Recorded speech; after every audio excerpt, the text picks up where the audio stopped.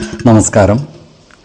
വേദാംഗ ജ്യോതിഷത്തിലെ അമൂല്യമായ അറിവുകളും ആധ്യാത്മിക ജ്ഞാന ഉപദേശങ്ങളും പകർന്നു തരുന്ന പ്രശാന്തം ആസ്ട്രോ ചാനലിലേക്ക് ഏവർക്കും സ്വാഗതം.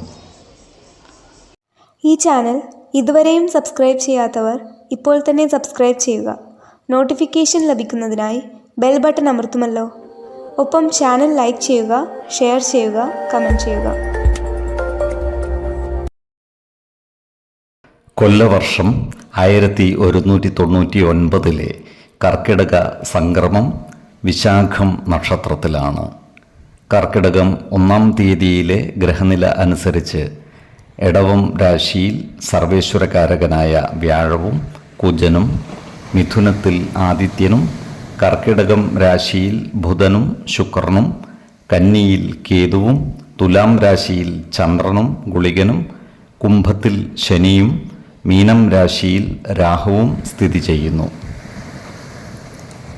അത്തം നക്ഷത്രത്തിൽ ജനിച്ചവർക്ക് കർക്കിടക മാസം പൊതുവെ ഗുണദോഷ സമ്മിശ്രമായിരിക്കും. ഈ നക്ഷത്രക്കാർക്ക് കർമ്മ മേഖലയിൽ കാര്യങ്ങൾ അനുകൂലമായി വരുന്നതാണ്.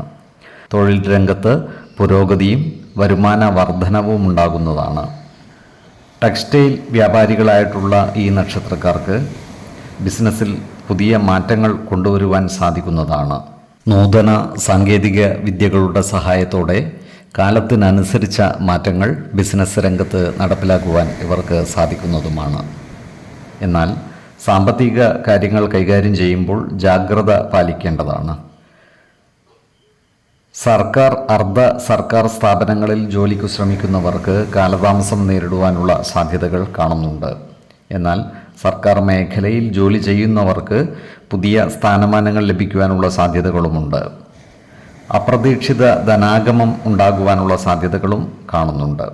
എന്നാൽ ചില പ്രവൃത്തികൾ മൂലം സമൂഹമധ്യത്തിൽ അപമാനം നേരിടുവാനുള്ള സാധ്യതകളുമുണ്ട്. അതിനാൽ വാക്കുകളും പ്രവൃത്തികളും നല്ലതാക്കുകയും ഏതു കാര്യത്തിൽ ഏർപ്പെടുമ്പോഴും ജാഗ്രത പാലിക്കുകയും വേണം. അതുപോലെ അയൽവക്കക്കാരുമായി നല്ല സ്നേഹബന്ധം നിലനിർത്തുവാൻ പരിശ്രമിക്കണം. അനാവശ്യ വാക്കുതർക്കങ്ങളും മറ്റും ഒഴിവാക്കി മുന്നോട്ട് നീങ്ങുവാൻ പ്രത്യേകം ശ്രദ്ധിക്കേണ്ടതുമാണ്. ആരോഗ്യകാര്യങ്ങളിൽ ഇവർ ഒരു പ്രത്യേക ശ്രദ്ധ പതിപ്പിക്കുന്നത് ഗുണകരമായിരിക്കും. പ്രത്യേകിച്ചും ജീവിത ശൈലീ രോഗങ്ങൾക്ക് സ്ഥിരമായി മരുന്ന് കഴിക്കുന്നവർ കൃത്യമായ വൈദ്യ പരിശോധനകൾ നടത്തുകയും ഡോക്ടറുടെ നിർദ്ദേശമനുസരിച്ചുള്ള മരുന്നുകൾ മുടങ്ങാതെ കഴിക്കുകയും വേണം. ശരീര സംരക്ഷണത്തിന് ആവശ്യമായ പോഷക സമൃദ്ധമായ ആഹാരം കഴിക്കുകയും ശരിയായ വ്യായാമവും വിശ്രമവും നൽകി ശരീരത്തെ പരിരക്ഷിക്കേണ്ടതുമാണ്. മാസത്തിൻ്റെ 2-ാം പകുതിയിൽ ആരോഗ്യ പുരോഗതിയും അതിനനുസരിച്ച് മാനസിക സുഖവും വർദ്ധിക്കുന്നതാണ്.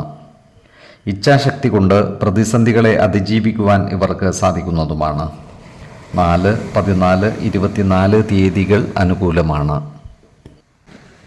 ഈ നക്ഷത്രക്കാർ ജനിച്ച സമയത്തെ അടിസ്ഥാനമാക്കിയുള്ള ജാതകത്തിലെ ലഗ്ന രാശിയുടെയും ലഗ്ന അധിപന്റെയും സ്ഥിതിയും ശുഭ പാപ ഭാവങ്ങളുടെ സ്ഥിതിയും ഓരോ രാശിയിലെയും ഗ്രഹങ്ങളുടെ സ്ഥിതിയും അനുസരിച്ച് ഇവരുടെ പൊതുഫലത്തിൽ ഏറ്റക്കുറച്ചിലുകൾ ഉണ്ടാകുവാനിടയുണ്ട്.